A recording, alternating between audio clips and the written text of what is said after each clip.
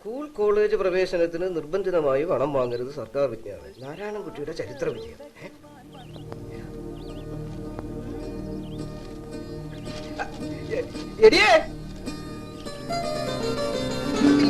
നീ എന്താ പറഞ്ഞത്? അവൻ മാറിയെന്ന്. സ്കൂൾ കോളേജ് പ്രവേശനത്തിന് ഒരിക്കലും നിർബന്ധിതമായി പണം വാങ്ങരുതെന്ന് സർക്കാർ വിജ്ഞാപനം. എനിക്ക് അഭിമാനമുണ്ടടി. നീ അഭിമാനിക്കടി. അയ്യോ, ചീഫ് ഗസ്റ്റോ? ഞാനോ? ലോക നിയമദിനത്തിന് സാർ തന്നെ ചീഫ് ഗസ്റ്റ് ആവണമെന്ന് ഞങ്ങൾ തീരുമാനിച്ചു കഴിഞ്ഞു. അതെന്റെ സ്കൂട്ടറാ. സോറി. ഈ മുഖ്യാതിഥിയായിട്ടൊക്കെ ഞാന് ക്ഷണനം നിരസിക്കില്ലെന്ന് ഞങ്ങൾക്ക് ഉത്തമ വിശ്വാസമുണ്ട്. ക്ഷണനം അല്ല കുട്ടി, ക്ഷണം. അതെ, എവിടെയാ ഫംഗ്ഷൻ? ലോ കോളേജില്. ഓ, കുട്ടിയുടെ അച്ഛൻ DGP ആണല്ലോ. ഇനിയിപ്പോ ഫംഗ്ഷൻ വന്നില്ലെങ്കിൽ പോലീസുകാരെ കൊണ്ട് തല്ലിക്കായിരിക്കും. ഓക്കെ, ഞാൻ വരാം. വെൽക്കം.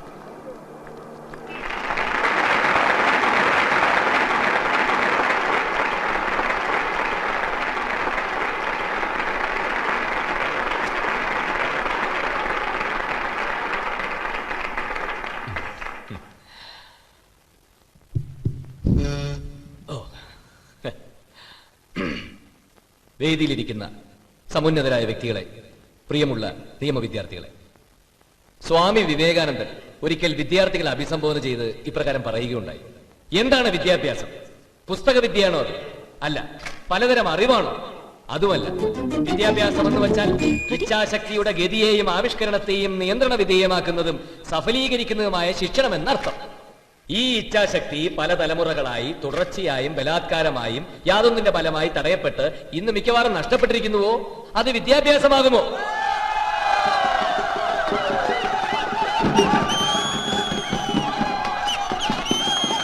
നമ്മുടെ വളർച്ച മുട്ടിയിരിക്കുന്നു. വളർച്ചയ്ക്ക് വേണ്ട ഒന്നാമത്തെ വ്യവസ്ഥ സ്വാതന്ത്ര്യമാണ്. മനുഷ്യന് ചിന്തിക്കുവാനും സംസാരിക്കുവാനും ഒക്കെ സ്വാതന്ത്ര്യം വേണം.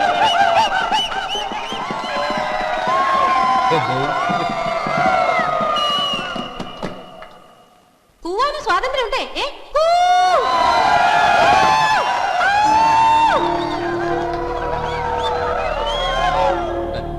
അതുപോലെ ഭക്ഷണത്തിലും വസ്ത്രധാരണത്തിലും വിവാഹത്തിലും വേണം സ്വാതന്ത്ര്യം. ലൈൻ അടിക്കാനും വേണം സ്വാതന്ത്ര്യം.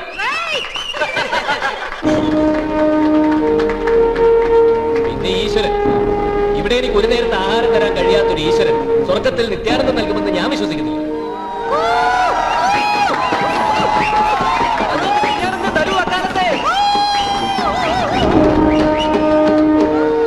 സ്വാമി വിവേകാനന്ദന്റെ ഈ വചനങ്ങൾക്ക് വളരെയേറെ പ്രസക്തിയുണ്ട്.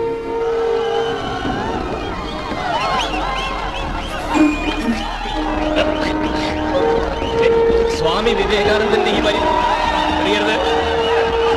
സ്വാമി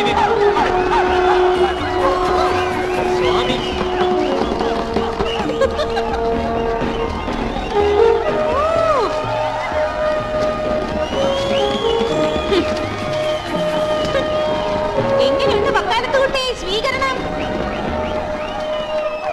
നീ ഇങ്ങനെ എല്ലാത്തിനും കേസ് കൊടുക്കാന്ന് പറഞ്ഞാൽ അവർ വിദ്യാർത്ഥികളല്ലേ?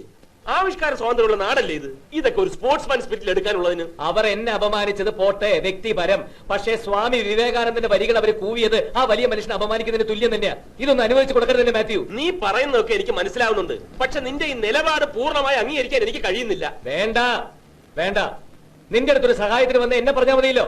നാരായണൻകുട്ടി, നീ ഒരു സ്വപ്ന ലോകത്താണ്, യാഥാർത്ഥ്യങ്ങളിൽ നിന്നും വളരെ അകലെ. നീ ഇങ്ങനെ പോയാൽ ഒരു മാനിയക്കാവും, ലിറ്റിഗേഷൻ മാനിയക്, വ്യവഹാര ഭ്രാന്തൻ. സോറി, ഈ കേസിൽ എനിക്ക് താല്പര്യമില്ല. പ്ലീസ്. എനിക്കെല്ലാം മനസ്സിലാകൂടാ. നിന്റെ താല്പര്യങ്ങൾ, കരിയർ അല്ല, അതങ്ങനെ തന്നെ വേണം. അംബീഷ്യസ് ആയാലേ സക്സസ്ഫുൾ ആവാൻ പറ്റൂ. പഴയതൊക്കെ മറക്കാനും പുതിയ കാര്യങ്ങൾ മാത്രം ഓർക്കാനും കഴിയണം. നീ ഒരു വലിയ അഡ്വക്കേറ്റ് ആവണമെന്ന് മാത്രമേ ഞാൻ പ്രാർത്ഥിച്ചിട്ടുള്ളൂ. അഡ്വക്കേറ്റ് മാത്യുവിന്റെ സക്സസ് സ്റ്റോറിയിൽ ഒന്നു മാത്രം നിനക്ക് നഷ്ടപ്പെട്ടടാ, നന്മ. ദാ ഇതിനകത്തുള്ള നന്മ. എന്ന് നിനക്ക് തോന്നിയാൽ ഞാൻ എന്താ ചെയ്യുക? തുറന്നു പറയാലോ, ഇത്തരം സില്ലി കേസുകൾ വാദിക്കാൻ എനിക്ക് ബുദ്ധിമുട്ടുണ്ട്.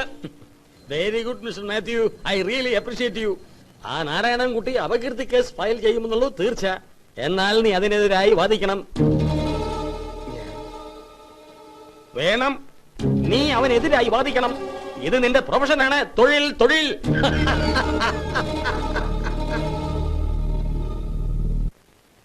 All the best Mathew. ഇനിയാണ് നിന്റെ കർമ്മകാണ്ഡം. ശത്രുപക്ഷത്ത് ആരെന്ന് നോക്കാതെ നീ യുദ്ധം ചെയ്യണം.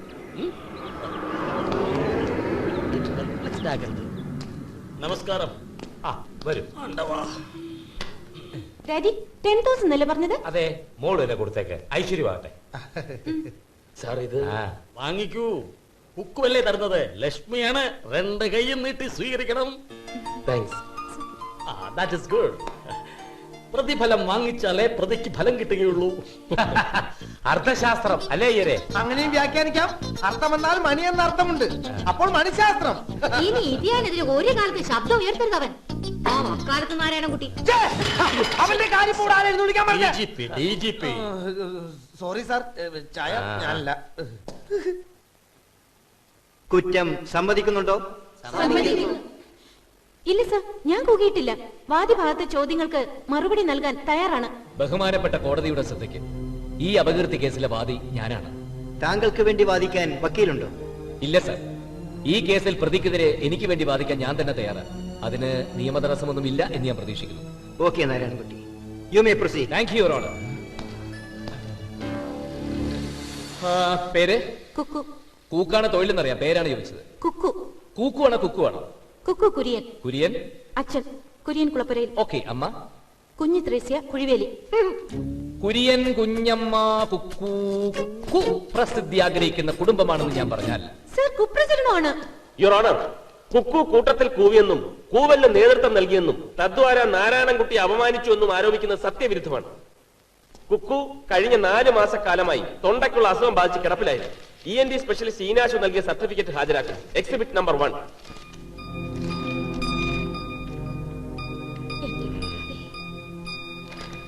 നാരായണൻകുട്ടിക്ക് എന്തെങ്കിലും പറയാനുണ്ടോ? പ്രതിഭാഗം സാക്ഷിയായ ഡോക്ടർ ഈനാശിനെ വിസ്തരിക്കണം your honour. Proceed. Doctor Eenashu, അത് നിങ്ങൾ കൊടുത്ത സർട്ടിഫിക്കറ്റ് ആണോ? അതെ. അപ്പോ പ്രതിക്ക് കൂവാനുള്ള ശേഷിയില്ല അല്ലേ? സംഭവം നടന്ന ദിവസം അവർക്കതിന് കഴിയില്ലായിരുന്നു. ഈ അസുഖം തുടങ്ങിയിട്ട് എത്ര കാലായി? 4 മാസം. ഇപ്പോ അസുഖം മാറി. അസുഖം മാറിയെന്നുള്ള മനസ്സിലായി. കൂവാൻ പറ്റും? ഓ, കൂവാം. Okay, that's all your honour. അടുത്ത സാക്ഷിയായി സുപ്രസിദ്ധ ഡ്രാമ ആർട്ടിസ്റ്റ് സുന്ദരത്തെ വിസ്തരിക്കാൻ കോടതി അനുവാദം നൽകണം. Yes, proceed.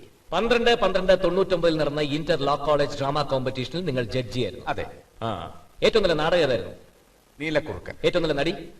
കുക്കു കുര്യൻ. കുക്കു അവതരിപ്പിച്ച നാടകത്തിന്റെ പേര്? നീലക്കുറുക്കൻ. അവരവതരിപ്പിച്ച കഥാപാത്രം?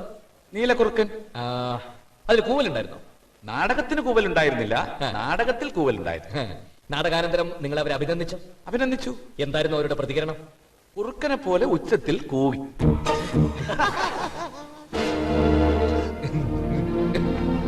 That's all, Your Honor.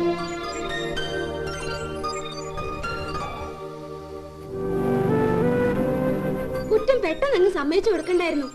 Foolishness ആയിപ്പോയി. ഡെയിലി കോടതി പോവായിരുന്നല്ലോ. ബക്കാലത്തോട്ടി ക്രോസ് ചെയ്യുമ്പോ ആ മുഖം കണ്ടോണ്ടിരിക്കാൻ ഒരു രസം തന്നെയല്ലേ? വെരി ഹാൻസം യാർ. ആ കുട്ടി ക്രോസ് ചെയ്യുമെങ്കിൽ ഏത് ക്രൈമും സമ്മതിച്ചു കൊടുക്കാൻ ഞാൻ തയ്യാറാ. Really, that's the art of cross examination. Cross വിസ്താരം ഒരു കല തന്നെയാ. വിസ്തരിക്കുന്നവൻ ഒരു കലാകാരനും. ഈ